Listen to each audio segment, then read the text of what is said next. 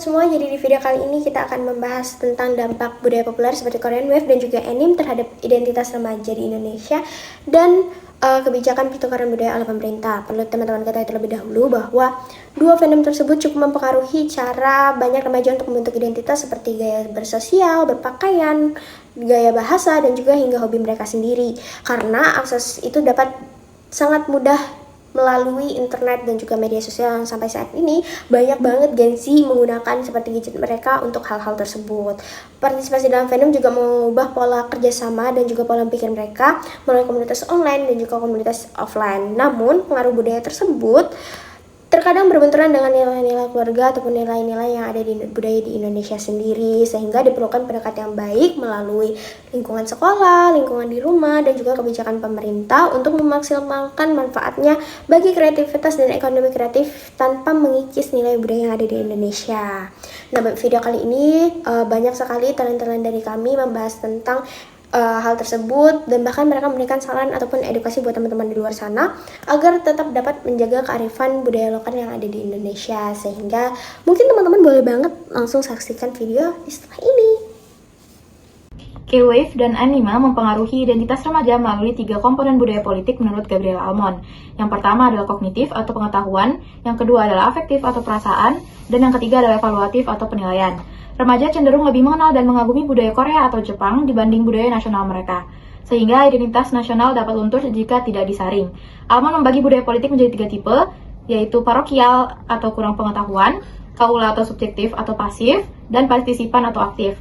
Saat ini banyak remaja terjebak dalam budaya parokial atau kaula terhadap budaya asing, hanya mengkonsumsi K-Wave atau anime tanpa terlibat dalam pembentukan kebijakan budaya nasional. Oleh karena itu, kebijakan pertukaran budaya perlu menekankan sosialisasi politik untuk mendorong remaja menjadi partisipan kritis yang menyaring budaya populer global sekaligus mempertahankan identitas nasional melalui komunikasi politik yang efektif di media massa. Kalian tahu nggak sih saat ini isu FOMO terhadap tren pop kultur luar lagi marak banget terhadap anak muda. Contohnya K-drama, K-pop, atau anime yang lagi viral.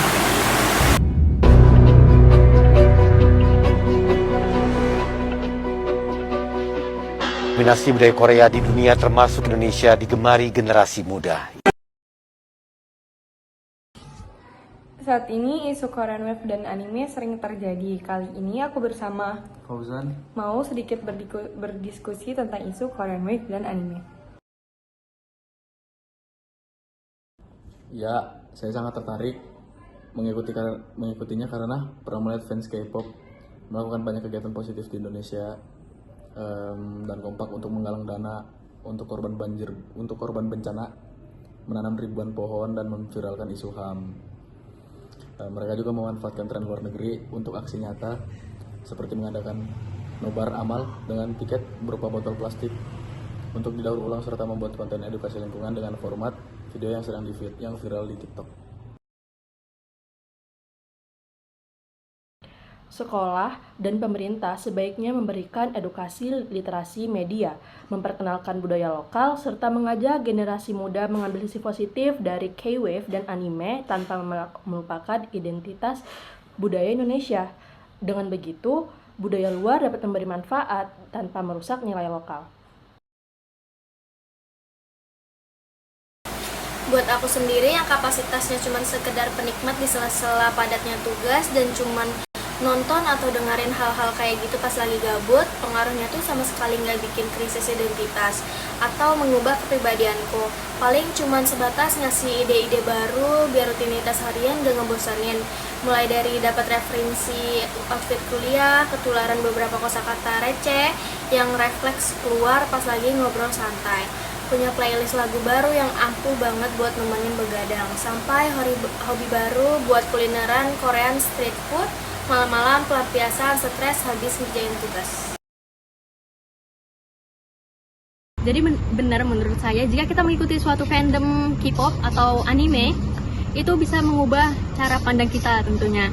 Dengan begitu, kita bisa mengubah cara untuk bergaul sesama dan bekerja sama antar teman yang kita pun tidak mengenalinya. Dan melalui kegiatan ini, kita dapat berinteraksi langsung dan dapat bertukar pikiran secara benar. Nah, contohnya saat kita melakukan kegiatan event K-pop misalnya, Di situ kita bisa melakukan kerjasama antara sesama. Dan meskipun kita berbeda-beda, tetapi kita akan melakukan interaksi yang akan menyatukan kita semua dengan bekerja sama itu.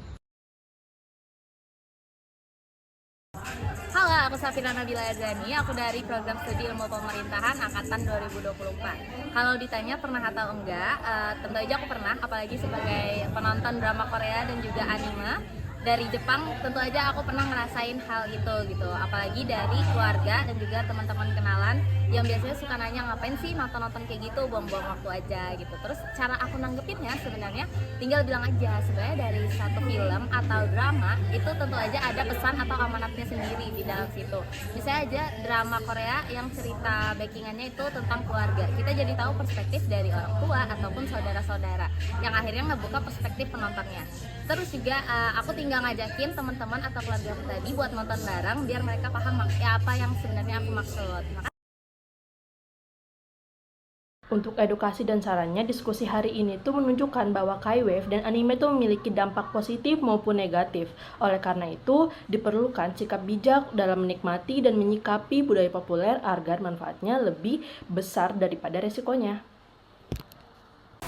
Nah, diskusi kita hari ini membahas tentang isu pengaruh tren pop kultur seperti K-pop, K-drama, atau anime terhadap gaya hidup anak muda.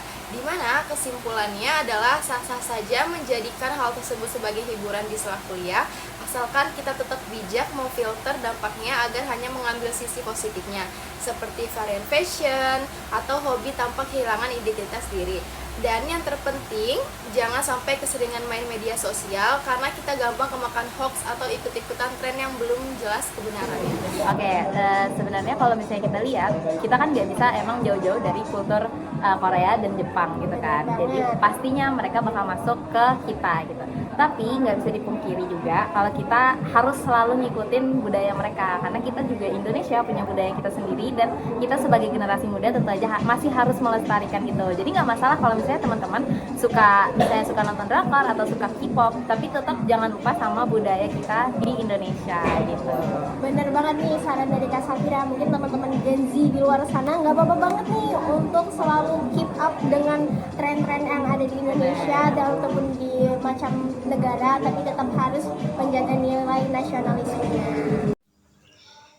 Dari beberapa diskusi tadi, teman-teman perlu tahu untuk secara keseluruhan K-Wave dan anime memberikan banyak pengaruh positif seperti menambah wawasan budaya, meningkatkan kreativitas, memperluas pergaulan, serta menumbuhkan kepedulian sosial. Namun pengaruh tersebut perlu disikapi secara bijak dengan tetap menjaga keseimbangan, menghargai nilai keluarga, dan melestarikan budaya lokal agar manfaatnya dapat dirasakan tanpa menghilangkan identitas budaya sendiri. Culture Connects Identity Growth.